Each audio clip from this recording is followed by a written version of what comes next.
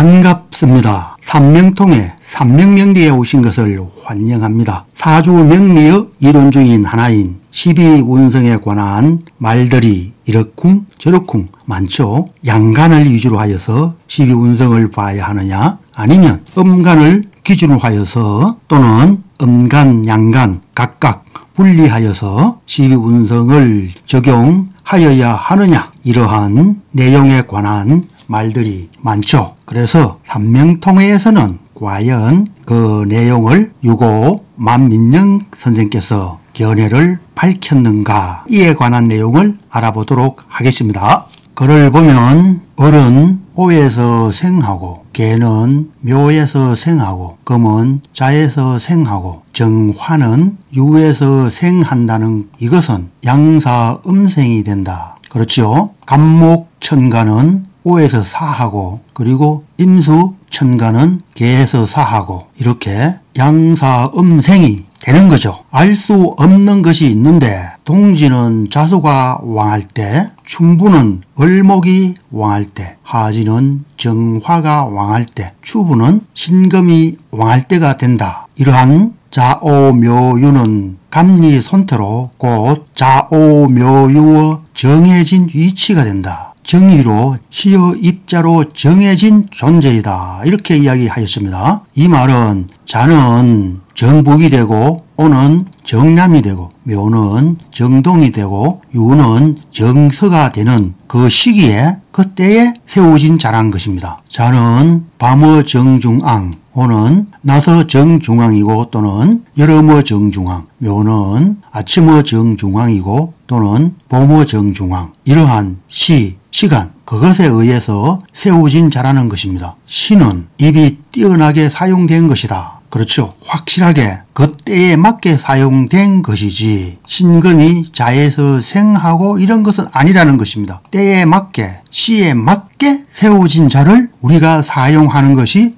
자오묘유라는 것입니다. 을목이 오에서 사하고 이러한 내용과는 비교적 다르다는 것입니다. 물론 이러한 내용들은 술사들이 사용하는 내용이 되기는 되겠죠. 그리고 다시 거를 보면 어찌 사절에서 생을 만난 것이 아니겠는가. 이 말이 참 어폐가 있다고 할 수가 있는 그런 말이고, 이해하기도 살짝 애매한 그런 말인데, 자오묘유는 각 계절의 확실한 위치라는 것입니다. 자는 해자축, 그러니까 방향에서 수가 되는 북방의 정위가 되는 거죠. 정위, 정확하게 제로가 되는 위치에 해당하는 것이랍니다. 그렇잖아요. 우리가 방향을 이야기할 때 여기 오가 되고 자가 되고 유가 되고 묘가 되잖아요. 이렇게 동방의 아주 제일 가운데가 되는 위치, 남방의 가장 가운데가 되는 위치, 서방의 가장 중앙이 되는 위치, 북방의 가장 중앙이 되는 위치가 사절이 되고 다시 생이 되는가. 이러한 것은 왜 그렇지? 이러한 말로 이해를 해봅니다. 다음의 글을 또 보면, 과연 이런 바와 같다면, 앞에 말한 바와 같다면 을목이 어디에서 생이 말미암게 되는가. 시에 의해서 오화가 있고 자수가 있고 묘유가 있고 유금이 있는데, 그러면은 음간의 생은 어떻게 해서 된 것인가? 어떠한 이론에서 만들어진 것인가? 이러한 의문을 제기한 것이죠. 이를테면 해수는 그 중에 갑에 있어 간목이 생이 말미암게 되는 거죠. 음간의 생은 이렇게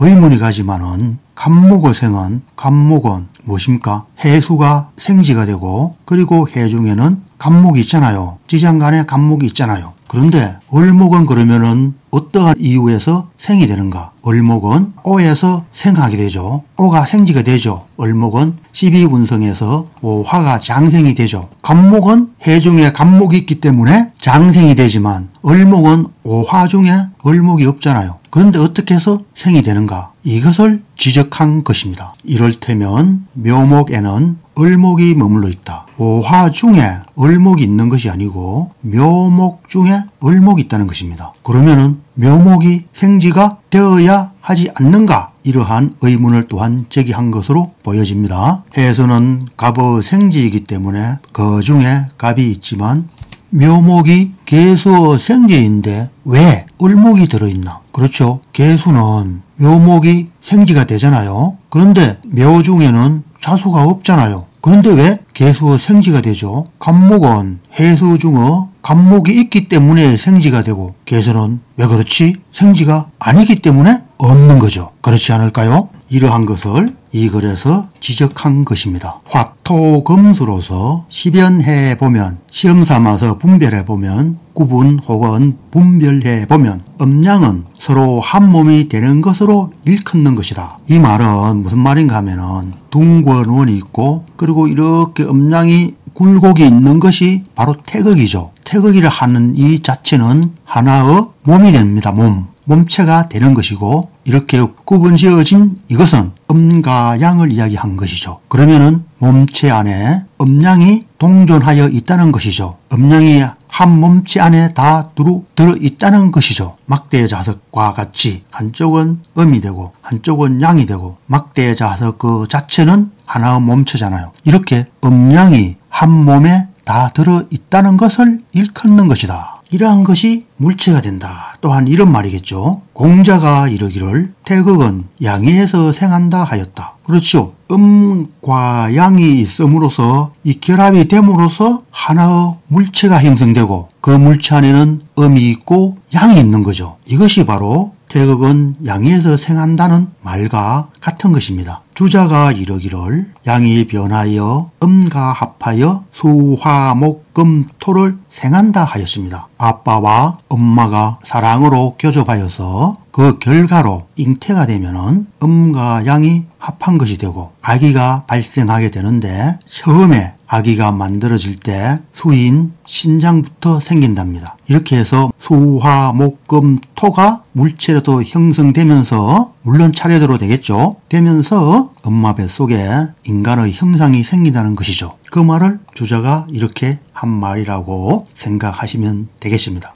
또 다른 주자가 이러기를 만물은 각각 한 개의 태극을 갖춘다 하였다. 다른 주자가 말한 것과 어떠한 면으로 같은 내용이죠. 음양이 만나게 되면은 결국 하나의 태극이 형성된다는 것입니다. 그리고 그 태극 안에는 양과 음이 있다는 것이죠. 이것이 바로 태극 문양이 또한 되는 것입니다. 이 세 분 모두가 말한 오행의 중요한 관건은 곧 다른 게 아니라 만물은 각 하나의 태극을 갖춘다는 말이다. 음양이 서로 만나서 수정을 하게 되면은 태극이 하나 형성된다는 것입니다. 결국 무엇을 말한 것이냐? 물건 그 자체의 몸체는 그것이 바로 하나의 태극이라는 것이죠. 이 말이 그 말이잖아요. 이러한 말의 내용은 1권에도 또한 실려 있습니다. 어디 1권? 삼명통의 해독 1권에 실려 있습니다. 이 내용은 2권에 실려 있는 것입니다. 그리고 290페이지가 아닌데 21페이지입니다. 이렇게 하였고 또 다음 글을 보겠습니다. 즉 목이 물질이 되면은 결국 그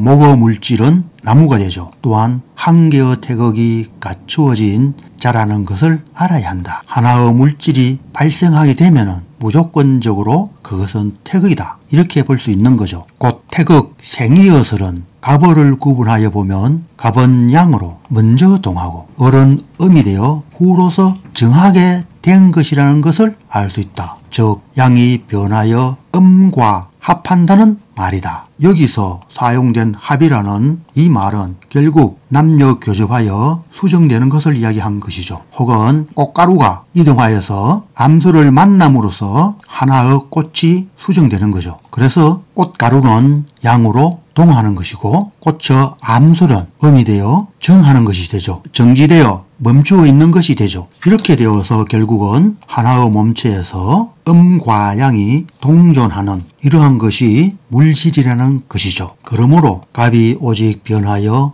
을의 하나로 합하게 된다. 말이 좀 이상하죠. 갑이 움직여서 을과 교접되어서 즉 합하여서 하나 물체가 된다는 말이죠. 여기서 우리는 갑과 을을 구분하여 보는 것이 아니고 갑은 양이 되고 을은 음이 된다는 것을 짐작할 수가 있겠죠. 이렇게 된 후에 목이 생하게 되는 것을 알 수 있다. 갑이라는 양과 을이라는 음이 교접하여 수정됨으로 인해서 나무가 된다는 말이죠. 그래서 오직 갑만이 한 개의 목이라고 할 수 없고 을이 다른 어떤 한 개의 목이라고 말할 수가 없는 것이다. 예를 들어서 갑은 통나무고 어른, 잔디 같은 화초가 되고 이렇게 말할 수 없다는 것입니다. 물론 형상적인 개념으로서 상대적인 개념, 그러한 개념으로서는 갑은 통나무가 될 수 있고 을은 화초가 될 수 있지만 그렇지만 근본적인 개념에서는 그러한 것은 아니라는 것이죠. 근원으로서 말하면은 갑은 통나무고 큰 나무고 소나무고 이러한 목이 아니고 을은 화초, 잔디 이러한 것이 아니라는 것입니다. 무릇 갑을이란 목의 형상이 앞에 말한 것과 같이 한 몸이 된다면 갑이 굳이 묘에서 왕할 필요가 없고 그리고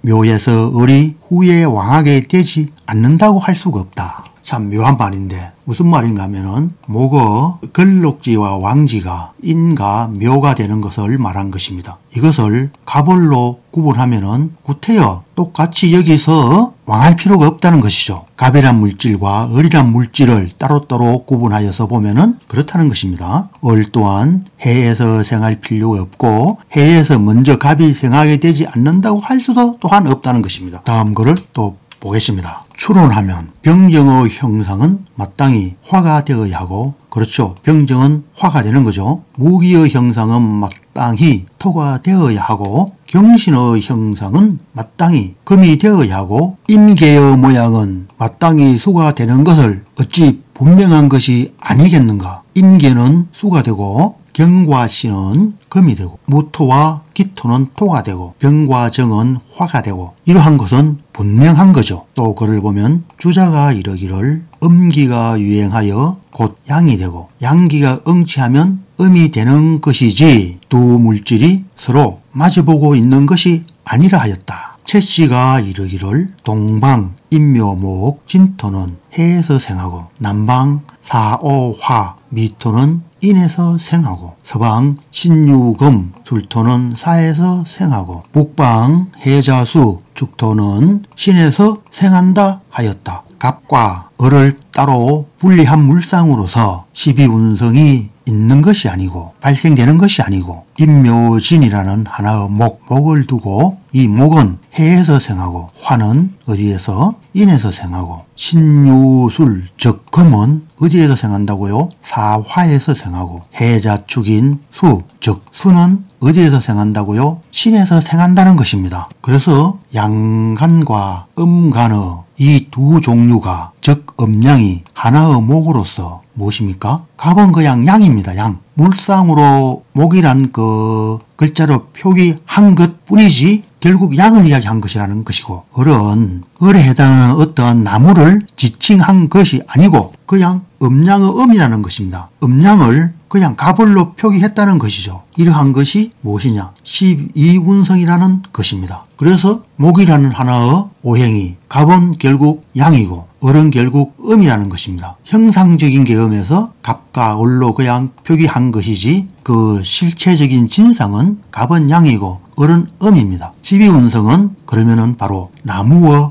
음과 양을 표기한 것이죠. 각각 계절의 음양을 표기한 것이라고 또한 할 수가 있겠죠. 금 자체에 있는 음양이 양이 많아지면은 음이 소멸되고 음이 강하게 되면은 양이 소멸되어 적게 되는 양이 적게 되고 음이 적게 되는 이러한 것을 설명한 것이라는 것입니다. 갑이나 을을 따로 분리해서 말하는 것이 아니고 결국 태극 안에 존재하는 음양의 주기를 이야기한 것이죠. 음이 강해지면 양이 약해지고 양이 강해지면 음이 약해지는 그러한 주기적인 개념을 이야기한 것이죠. 다음에 있는 내용을 또 보겠습니다. 또 말하면 금목수화토는 각 한 개의 한 개의 양이 그 중에 있다. 금목수화 이러한 것을 물질적인 개념으로 보면은 목이라는 물질 속에는 음이 존재하고 양이 존재하고 화라는 물질 그 안에는 양이 존재하고 음이 존재하고 이렇다는 것입니다. 예를 들어서 통나무에 불을 붙이게 되면은 아래쪽에는 색이 청색 내지는 다른 색이고 위에는 또 다른 색이죠. 하부에는 음이 되고 상부에는 무엇입니까? 화가 되는 것입니다. 같은 불꽃 안에서도 음양이 구분되어 있다는 것이죠. 이러한 것을 말한 것입니다. 가령 갑은 목의 양, 을은 목의 음이 된다. 을은 질이 되고 갑은 기가 된다. 음의 주체는 흡이 되고 흡이라 하는 것은 모인다는 말입니다. 모여서 줄어든다는 말입니다. 흡이 되고 무릇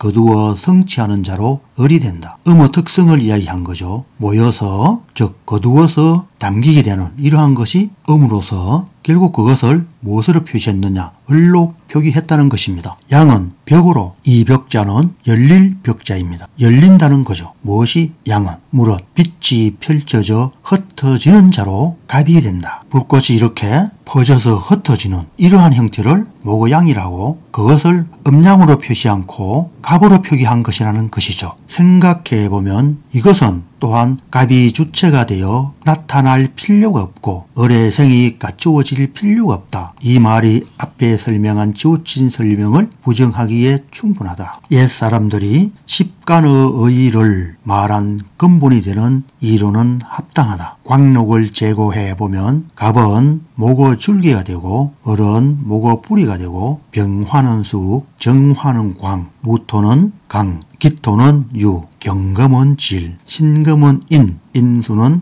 원, 계수는 유가 된다 하였는데 이 말 또한 하나의 물체 안에 존재하는 것이지 따로따로 구분하여 보는 것은 아니다. 볼 필요는 없다는 설명을 한 거죠. 이 내용도 마찬가지로 물체 안에 음양이 있는 것을 설명한 것이지 갑이 따로 을이 따로 존재가 따로따로 구분되어 있는 것을 이야기한 것은 아닙니다. 한 물체에 존재하는 것이라는 것이죠. 다음에 있는 글을 계속 보도록 하겠습니다. 이것은 갑을은 일목으로서 하나의 나무로서 한 그루의 나무로서 음양을 구분한 것일 뿐 사목, 활목 이러한 것을 말하는 것이 아니다. 갑은 사목으로서 통나무고 을은 활목으로서 잔디 같은 하초 같은 살아있는 나무다. 이것을 말한 것은 아니라는 것이죠. 음양의 갈래로서 두 개로 말한 것뿐이다. 대개 일목은 모두 동사동생한다. 그래서 고인은 오직 4개의 장생만 설명하였다. 한 그루의 나무는 죽으면 다 같이 죽지. 조금 전에 이야기했잖아요. 갑목은 줄기이고 을목은 뿌리라고 하면은 죽으면은 줄기와 뿌리가 다 같이 죽으면은 죽는 거죠. 동사 동생하는 거죠. 같이 죽고 같이 사는 거죠. 그게 바로 갑을 즉 양과 음을 말한 것이죠. 나무가 죽게 되면은 나무 중에 존재하여 있는 음과 양이 같이 다 죽는 거죠. 그렇게 되므로 또한 동사동생이란 말은 12운성에서 갑과 을을 따로 볼 필요가 없다는 말이죠. 목이라는 하나의 오행을 두고 갑은 양이고 을은 음을 갑으로 표기하고 을로 표기한 것에 불과하다는 것이죠. 그래서 갑이나 을이나 마찬가지로 하나의 목이라는 오행을 두고 그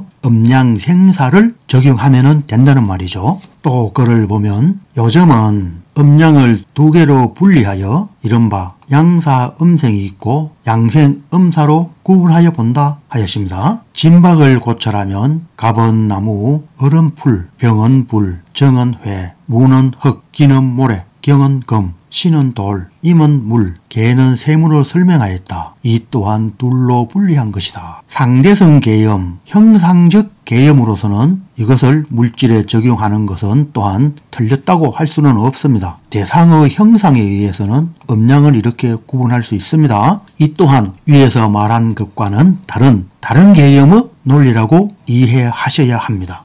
목이라는 하나의 물질적인 대상에서 보면은 그렇다는 것이고 이 내용은 세상에 있는 물질의 대상으로 봤을 경우에는 또한 이렇다는 것입니다. 위에서 말한 것은 근원의 개념이고 이것은 현실적인 물질의 개념에서 상대적으로 봤을 경우에 그러하다는 것이지. 그러니까 12운성을 이렇게 보면은 또한 아니 되겠습니다. 안 됩니다. 또 만약 구분하지 않는다면 관살, 식상, 인수, 효신, 급제, 비견 이러한 어떻게 한 개의 물건이 2개의 이름이 되어 길흉화복이 서로 같지 않게 되는 것에 어긋난 것이 아니겠는가. 명을 보는 자는 앞의 설명이 이렇게 된다는 것도 또한 알아야 한다고 하였습니다. 목이라는 하나의 개념으로 보고 무엇을 12운성을 양과 음으로 구분한다면은 그러면은 정관, 편관, 정인, 편인, 편재, 정재 같은 이런 것으로 길흉화복을 보는 것은 이것 또한 어긋난 것이 아닌가 이러한 의문을 제기하였습니다. 이러한 것도 분명히 인식하면서 명조를 추리하여야 한다는 말인데 그렇지만 말이죠. 상관이 약하면은 식신으로 보고 식신이 너무 많으면은 상관으로 본다. 이러한 글도 현대에서 많이 나오잖아요. 그러면은 구태여 우리는 사주에서 관살, 식상, 인수, 효신, 급제, 비견 이런 것으로 나눌 필요가 없이 그냥 관성, 인성, 식상성, 비견급 등 이렇게 나누어서 예를 들어서 일간의 강약으로 구분하여서 일간이 강하면은 정이 되고 일간이 약하면은 편이 되고 정편을 이렇게 구분할 수도 있습니다. 실제 필자는 지금 일간이 강한데 식상성을 봤을 경우에 일간이 약한데 식상성을 봤을 경우에 그 특성이 어떻게 나타나는가를 벌써부터 계속 꾸준히 연구하고 있습니다. 일간이 강하고 식상도 강하면은 상관적인 특성이 나타나고 일간이 약한데 식상이 강하면은 식신적인 특성이 나타나고 일간이 강한데 재성이 강하면은 편재적인 특성이 더 강하게 나타나고 일간이 강하고 관살 또한 강하면은 이 또한 편재성 특성이 나타나는 이렇게 구분하고 있고 계속 연구하는 중입니다. 그래서 일간을 기준으로 하여서 재상, 십신을 같은 음이면 편, 음인데 양이 되면 정 이러한 것은 구분할 필요가 없지 않느냐 하는 그런 생각을 하여보고 계속해서 인상을 하는 중이라는 것입니다. 이렇게 음양생사에 관한 12운성을 삼명통의 내용에서 알아보았는데 그러면은 어쩌라고 무엇을 12운성을 어떻게 봐야 합니까? 이러한 질문이 또한 나올 수 있겠죠. 그래서 12운성에서는 양간인 갑, 병, 임, 경, 무 이러한 양간을 기준으로 하여서 이에 해당하는 12운성을 가지고서 적용시키면 됩니다. 아까 이야기했듯이 갑월이라는 구분이 필요 없이 두 개가 하나의 목이라는 것입니다. 그래서 계절에 해당하는 12운성이 양간이 되어 있기 때문에 양간을 기준으로 해서 12운성을 적용시키면 된다는 것입니다. 그리고 이 12운성도 잘 고찰해보면은 결국 삼합을 이야기한 것이라는 것을 알 수 있을 것입니다. 목의 예를 들면은 목은 해에서 생하고 임묘에서 왕하게 되고 미토에서 묘고에 드는 것이 되죠. 그래서 미토 앞의 오에서 사하게 되고 미토 후인 신에서 절하게 되어서 기가 끊기게 되는 거죠. 이 삼합의 생왕고 사절은 양간이 기준이 된 거죠. 그래서 현실 세계에서 결국 양이라 하는 그 존재가 현실 세계를 만든 것이기 때문에 또한 양간이 기준이 되는 것이고 갑을 구분 없이 이것은 결국 목의 음양이라는 인식으로 적용하면 된다는 것입니다.